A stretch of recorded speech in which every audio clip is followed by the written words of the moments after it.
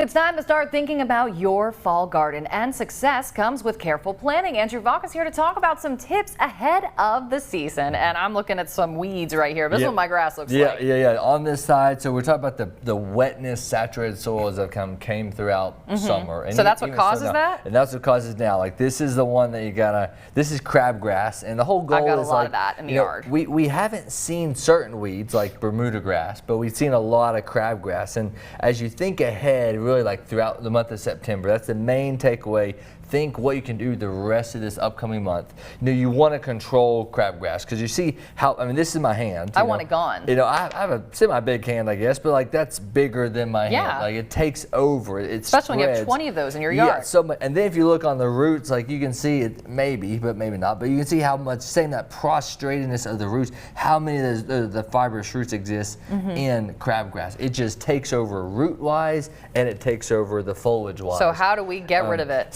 So luckily you can do two things. You can get like a hand trowel. If you catch it early enough, that's the biggest thing about crabgrass. Catch it early. Did not catch it. You can spot spray, which is obviously the easiest. As it comes out, go literally out every day. It'll literally like double overnight in terms of size when in that young juvenile form. So if you catch it early, that's the best way to control. Once it gets to the big state, it's really difficult. Really, the only way is a post-submergent, and we would say a liquid spray. One of these products would work, and it doesn't matter necessarily which one, but control it for sure, because that much surface is ultimately making you not be able to throw grass seed in that surface next year. So you have a big pot of bare spot that won't develop. Crabgrass is an annual grass, so it will die at the first frost. That's the saving grace with crabgrass. It reseeds but then heavy. On the back end, you have to deal with the frost. You have to deal with the frost, yeah. And then you have a bare spot throughout the winter that more weeds can germinate. So throughout the month of September, get rid of crabgrass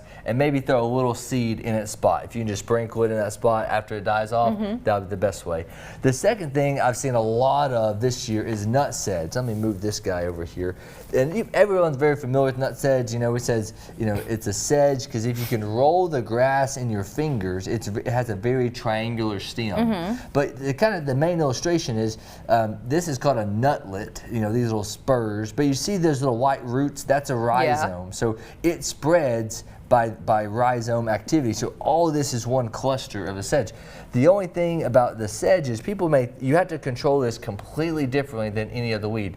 This is not technically a grass, the Poaceae family. It's in its own separate family of a cypress family. So you got to control the nut sedge completely differently. So you have to pull the whole thing out? Yeah, luckily these pull very, very easily. Okay. But you got these nutlets, that if they break away easily, that rhizome is still hanging there in the soil, and this nutlet will grow to be big. So I've seen these in my yard, and I think I pull like one or two, but I don't know that the roots. You don't know are that the roots are there too, and that's the problem. And the sedges love wet conditions.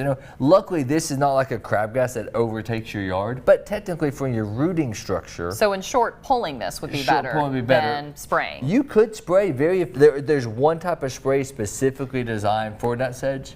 But physically a breeze to pull, but you may have a lot of pulling to do. Well, hey, Evergreen of Johnson City could always help you out, whether it's the correct spray or just pulling it for you. Maybe. Hey, be sure to reach out to them. We'll be right back.